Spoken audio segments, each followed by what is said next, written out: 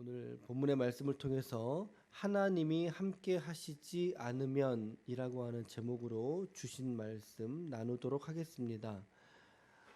지난주 월요일 날에 밤에 정기주 집사님 신방을 했습니다. 댁에 가서 신방을 드렸는데 그 중에 처음 권해드렸던 말씀이 오늘 시편 127편이었는데 오늘 또 우리에게 주시는 말씀으로 묵상하게 됩니다. 내용을 간단하게 요약한다면 하나님께서 함께 하지 않는 인생의 그 수고와 노력은 결국에 헛되고 무가치한 일이 되고 만다는 것입니다.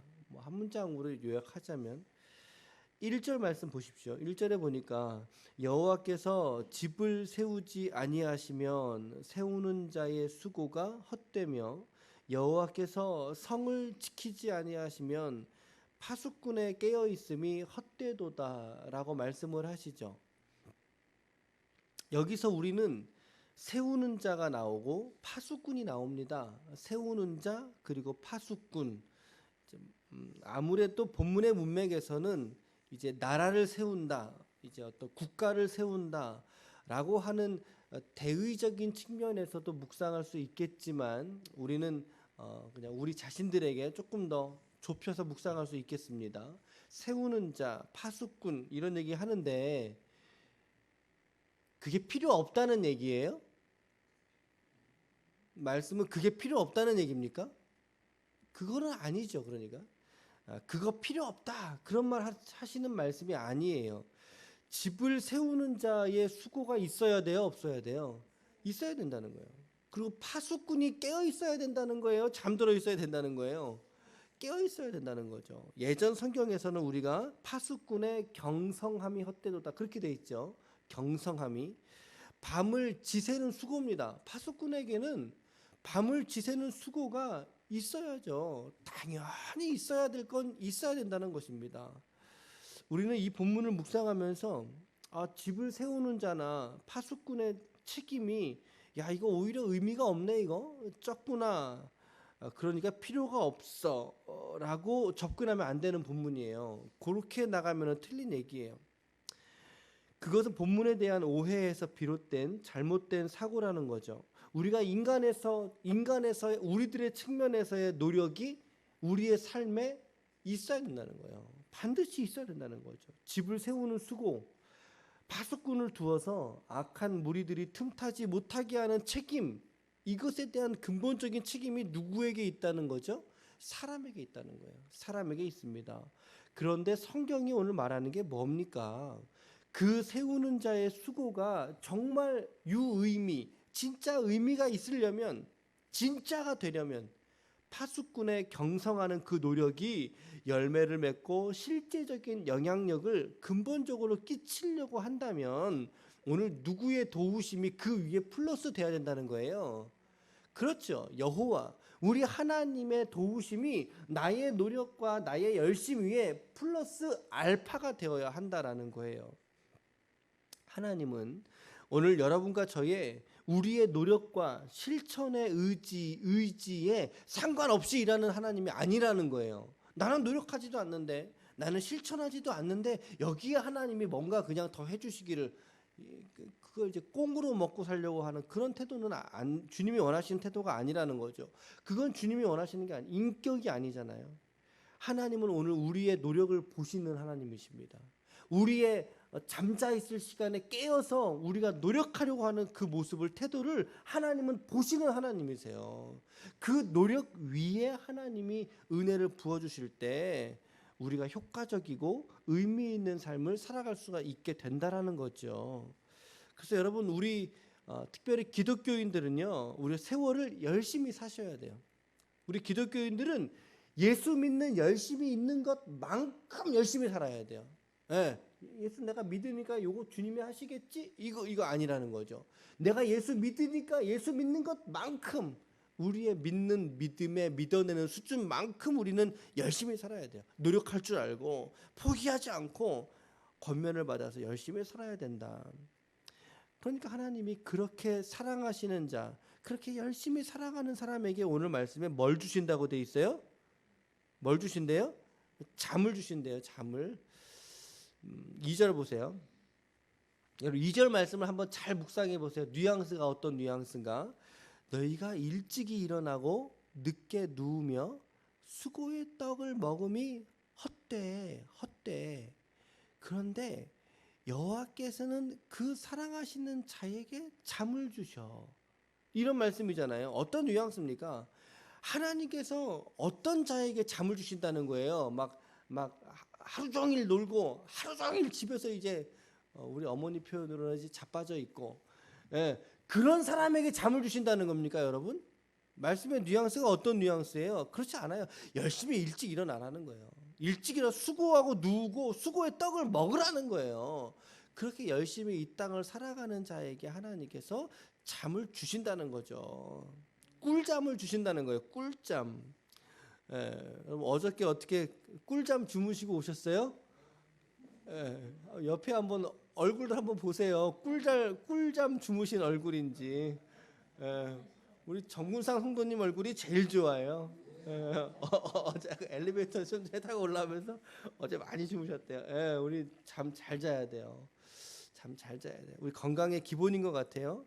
근데 하나님께서 그 꿀잠을 주실 때도 아무나 주시는 게 아니라는 거죠. 아무나 주시는 게 아니라 수고의 떡을 오늘 내가 먹고 열심히 이 땅을 내가 살아가고, 그렇게 피곤한 몸을 우리가 주님을 기대하면서 누일 때, 우리의 침상의 머리맡에 누일 때, 그럴 때 하나님의 은혜를 사모하면서 잠자리에 드는 자녀에게 하나님께서 오늘 꿀잠을 주실 줄 믿습니다. 어떤 분은 이제 이런 말씀을 묵상하면, 아유 나 불면증 진단 받았는데 그럼 나는 어쩌란 말입니까? 하나님이 사랑하지 않으시는 건가요? 우리 그렇게 생각하지 맙시다. 그런 이야기는 아니니까. 그러면서 3절부터 5절까지 우리 가정 가운데 주신 기업이죠. 자식들이 그 부모에게 오히려 은혜가 된다, 상급이 되고 귀한 열매가 된다라고 말씀해 주시는 건데, 3절 봐라 보라, 자식들은 여호와의 기업이요 태의 열매는 그의 상급이로다. 젊은 자의 자식은 장사는 이제 성인 남성의 전투력이 있는 사람을 말하는 거죠. 수중에 화살 같으니, 5절 다 같이 읽을게요. 시작. 이것이 그의 화살통에 가득한 자는 복되도다. 그들이 성문에서 그들의 원수와 담판할 때에 수치를 당하지 아니하리라. 우리 자녀들이 얼마나 소중하고 귀한 분들인지 성경에서 뭐라고 말합니까? 자식은 여호와의 기업이라고 말합니다. 내 소유라고 말하고 있지 않지요. 네 거야, 네 마음대로 해, 네 마음대로 할 수 있어 라고 말하지 않지요. 너가 주물러 가서 너가 마음대로 만들고 싶은 네 모양대로 빚어가고 싶은, 그래 너에게 내가 준 자녀야, 그렇게 말하고 있습니까? 그러지 않아요. 그 자식의 소유가 나에게서가 아닌, 누가 내 자식의 소유라는 거예요? 주인이라는 거예요? 여호와 하나님이. 자식의 소유권은 하나님에게 있지만, 그러나 그 자식의 은혜를 그의 부모가 누리게 해주셨다라고 말씀하고 있어요. 그게 뭐예요? 수중의 화살이다. 수중에 손에 들려진 화살이다. 그러면서 그 화살통에 그 화살이 가득한 자. 여러분 이 당시에는요, 전쟁이나 이런 전투를 치를 때 육탄전이었죠. 육탄전이었어요. 그러니까는 우리가 일명 이제 쪽수라고 하죠. 사람 숫자, 1대1의 숫자. 그 숫자가 많으면 이기는 거예요. 적으면 지는 거예요. 1대1로 붙어서 싸우다 보니까, 그러니까 당연히 그 화살통에 화살이 더 가득하면 가득할수록 어떤 말이에요? 전쟁에서 이긴다는 거예요? 진다는 거예요? 이긴다는 거죠. 이긴다는 표현이지 않습니까? 이길 확률이 훨씬 더 큰 거죠. 그래서 그들이 성문에서 그들의 원수와 담판할 때, 싸울 때죠. 전쟁을 치를 때 수치를 당하지 아니한다. 무슨 말이죠? 이긴다는 거죠. 승리한다는 거예요. 자식이 많으면 많을수록 좋다는 얘기죠. 오늘 말씀은. 이거를 네 글자로 뭐라 그래요? 다다익선이라 그래요. 다다익선. 많으면 많을수록 좋다. 두 가지만 적용해 볼게요. 첫 번째는 우리의 생활의 현장에 있어서 하나님의 주권과 인도하심을 인정하며 살아가자는 것이죠. 지금 하나님이 하시는 말씀이 이런 말씀하는 거예요. 너는 너의 삶을 열심히 살아라. 하지만 내가 없으면 안 될 걸. 그 말씀 하시는 거예요. 하나님이 그 말씀 하시는 거죠. 하나님 없는 인생은 오늘 전도서 말씀은 뭐라고 합니까? 헛되고 헛되니 모든 것이 헛되도다라고 전도서가 말씀하고 있어요. 분명히 그의 인생의 종국에서는 헛되다라고 하는 탄식을 외치면서 죽을 것이라는 거죠. 하나님 없는 인생은.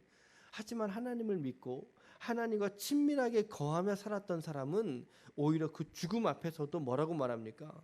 내가 여기까지 함께 살아왔으니 정말로 하나님께 감사와 찬송을 올리워 드립니다. 이런 고백을 우리가 할 수 있어야 되지 않겠습니까, 여러분? 그렇죠? 하나님을 여러분들의 삶의 현장으로 오늘 초대할 수 있기를 축복합니다. 하나님, 저는 열심히 파수꾼의 경성함처럼 집을 세우는 그 수고로운 자의 삶처럼 저는 열심히 살아갈게요 라고 살아가는 여러분들의 삶의 현장으로 오늘 하나님을 초대할 수 있기를 축복합니다. 하나님, 나의 인생과 함께 해주세요. 그렇죠? 내가 집을 세울 때에도 나와 함께 하시고, 내가 성을 지킬 때에도 함께 하시고, 내가 늦게 눕는 수고로운 나의 인생을 살아갈 때에도 하나님 나와 함께 해주세요. 하나님의 주권과 인도하심을 내가 인정하고 믿고 신뢰하고 살아가게 될 때 오늘 여러분들의 생애 속에 하나님의 도우시는 역사를 경험하게 될 줄로 믿습니다. 두 번째는 여러분들 자식의 은혜를 깨닫자는 거죠. 자식의 은혜를 깨달으시라는 거예요. 오늘 3절에서 5절에 보면 정말 우리의 자식들이 얼마나 우리들에게 소중한 존재였는가를 떠오르게 하지 않습니까?